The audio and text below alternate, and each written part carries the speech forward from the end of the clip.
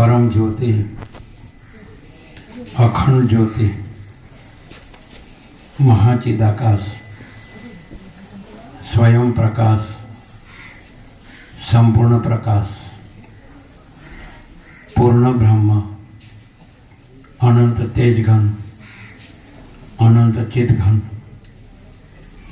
परमाकाश, केवल, अनंत, शुद्ध, तेजघन, परमाकाश, अखिल आत्मा, पूर्ण ब्रह्म, परमात्मा, परम चिदाकाश, परम ज्योति, अखंड ज्योति, अनंत, पूर्ण, परम चिदाकाश, परम शांति, स्वयं सिद्ध, स्वयं प्रकाश, स्वयं पूर्ण, स्वस्वरूप,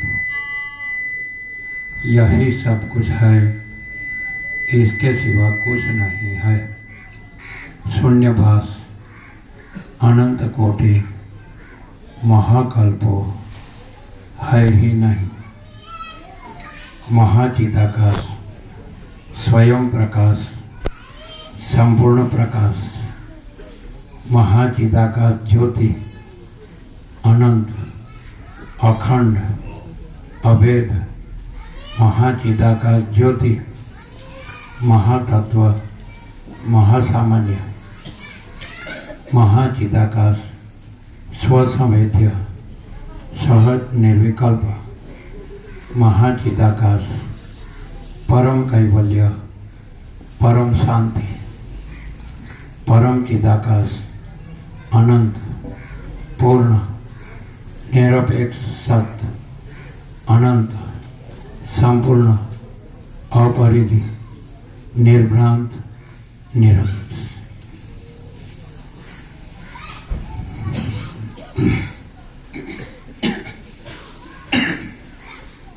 उत्तर गुजरात में तो हिमालय बाजूથી આવ્યા પછી અને થોડું બીજે પણ વિચર્યા પછી 1976 ઉત્તર ગુજરાતની ધરતી પર પગ દીધો એટલે 50મું વર્ષ છે, ગોલ્ડન જ્યુબિલી।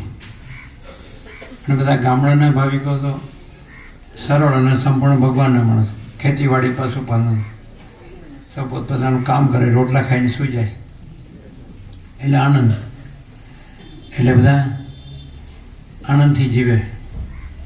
અને બધા નજીક નજીકના સમાજ હોય, એકબીજાના તો સગા સંબંધી હોય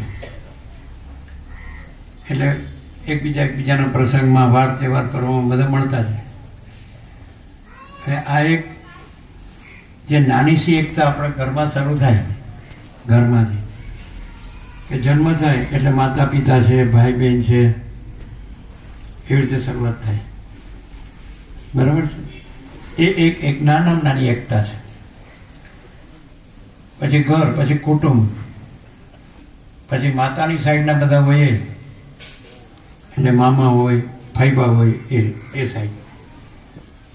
પછી પિતાના સાઈડ તો કાકા હોય ને, અને આ બાજુના માસા હોય, આ બાજુના ફાઈબા હોય, પિતાની સાઈડ। એક એકતા છે, નજીકની શરીરની સંબંધની એકતા।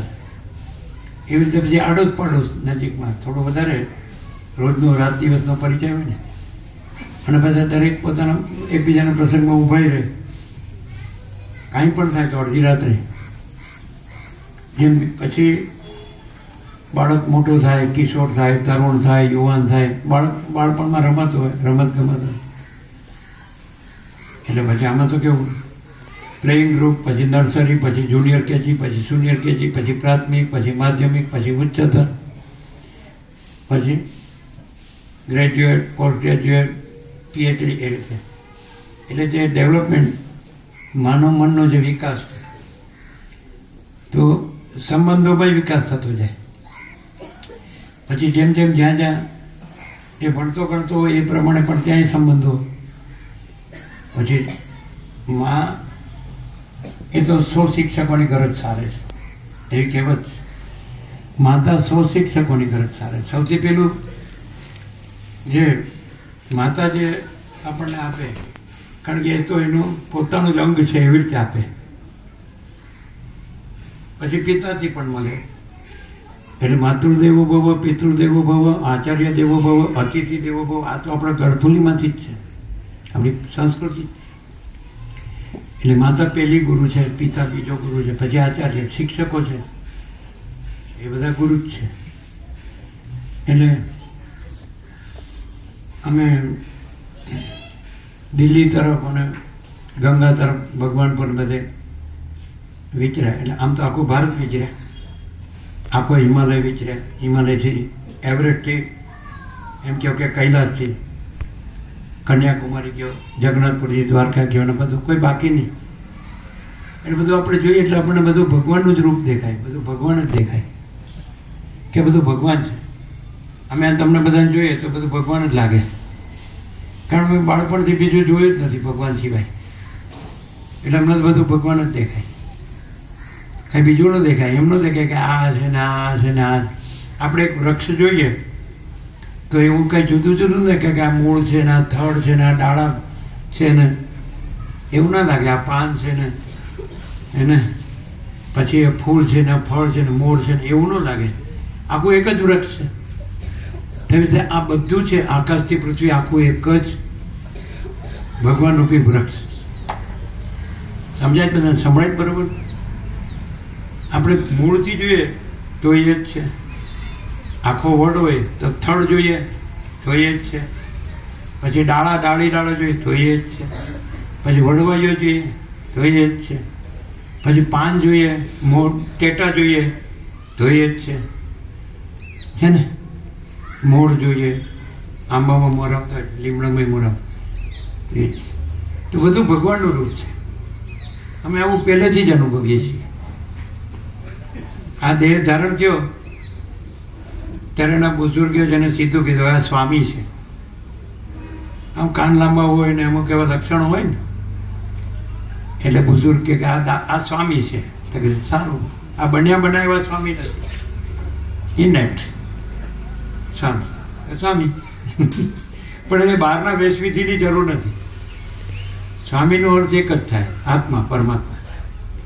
સ્વામીનો અર્થ વ્યક્તિ નહીં, દેહ નહીં, મન નહીં, કર્મેન્દ્રિયો જ્ઞાનેન્દ્રિયો નહીં, મન બુદ્ધિ ચિત્ત અહંકાર નહીં, પ્રાણ નહીં, પ્રકૃતિ નહીં, સત્વગુણ રજોગુણ તમોગુણ નહીં, જીવ નહીં, ડાયરેક્ટ પરમાત્મા. તો આ બધું પરમાત્મા પોતે પોતામાં ધારણ કરેલું રૂપ છે. જેમ આખું બીજ છે પોતે જ વડ રૂપ છે, એમ પરમાત્મા છે પોતે જ આખા. આકાશે ભગવાન છે, વાયુ ભગવાન છે, તેજ અગ્નિ ભગવાન છે, જળ ભગવાન છે, પૃથ્વી ભગવાન છે, અને એનું જ બધું બને. આકાશ, વાયુ, તેજ, જળ, પૃથ્વી. સૂર્ય ભગવાન છે, ચંદ્ર ભગવાન છે, તારા ભગવાન છે, આકાશ ગંગા ભગવાન છે, અનંત તારા, અનંત સૂર્યો, અનંત બ્રહ્માંડો, અનંત નામરૂપ, અનંત સૃષ્ટિ સ્થિતિ પ્રલય, બધું ભગવાન. અખિલ સચરાચર, જળ, ચેતન, સાવર, જંગમ, ચરાચર, અણુ અણુ. સૌથી મોટા મોટું જે તત્વ છે ત્યાંથી લઈને નાનામાં નાનું મીઠીની રજ સુધી કે તણખલા સુધી કે કીડી સુધી બધું ભગવાન, કોઈ ભેદભાવ નહીં. જેમ આપણે જોઈએ કે બીજ નાનું હોય, બરાબર છે, પછી ફણકો ફૂટે, અંકુર, પછી ધીમે ધીમે એનું થડ બને, પાતળું હોય, પછી જાડું થતું, મોટું મોટું એમ. પણ એ બધું એક જ મૂળ, તો બધું એક જ ભગવાન. ભગવાન છે એનું સ્વરૂપ, એનું કોઈ શબ્દ નથી, નામ નથી, રૂપ નથી, છતાં નામ પાડ્યું.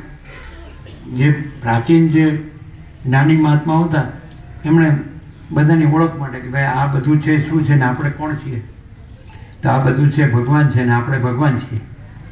જુદું કોઈ નથી, જુદું કાંઈ નથી, જુદું કાંઈ થતું નથી. એટલે આ સંસ્કૃતિ છે ભગવાનની સંસ્કૃતિ. એટલે કાંઈ પણ જુઓ તો આપણે કે મૂળ શું છે, લ્યો બધાનું. આપણને આખું વડ ઝાડ દેખાતું હોય તો મૂળ તો બીજ, જે બીજ હોય એ તો અંદર હોય, જમીનમાં દેખાય નહીં. દાખલા તરીકે આપણે કોઈ શહેરમાં ગયા ને ઊંચું બિલ્ડિંગ જોયું, ઊંચા બિલ્ડિંગ હોય તો થાય 10 માળના હોય ને, પરદેશમાં તો 110 માળના હોય. તો આપણે જોઈએ, પહેલી વાર જોઈએ ને તો આપણને ખબર પડે કે પાયો તો હોય જ. આપણે ભલે પાયો નાખતી વખતે ન જોયો હોય, પણ પાયો નાખતી વખતે ન જોયો હોય તો પણ આપણને ખાતરી પાયા વગર મકાન ન હોય. એમ અત્યારે આપણને આ બધું આ મકાન છે, આ જગત છે, સૃષ્ટિ છે, જીવ જગત, અખિલ સચરાચર જળ ચેતન સાવર જંગમ ચરાચર અણુ. તો આપણે ખાતરી જાય કે પાયો ભગવાન છે. પાયા વગર મકાન ન હોય. આ સંસાર છે મકાન છે અને ભગવાન છે પાયો છે.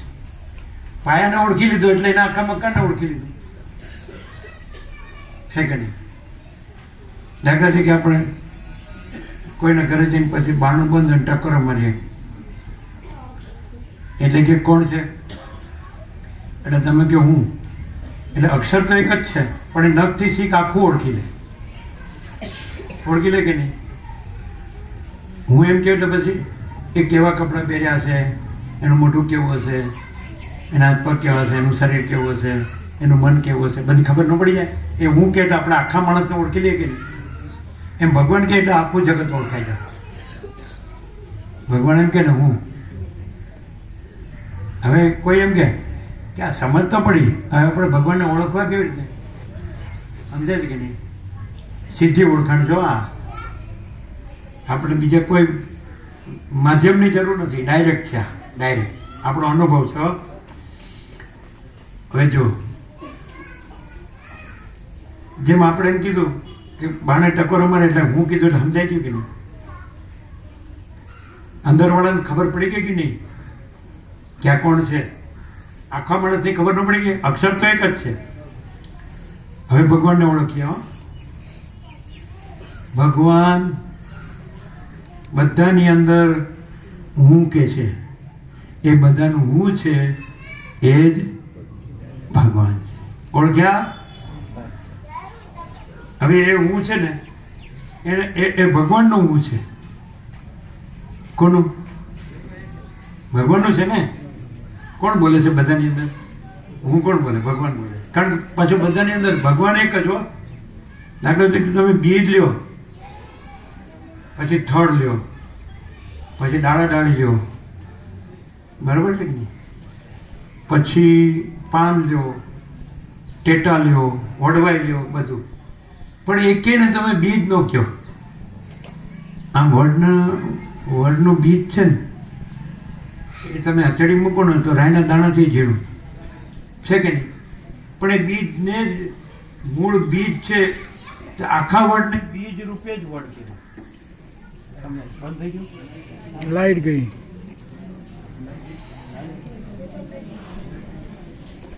સંભળાય છે ને બધાને?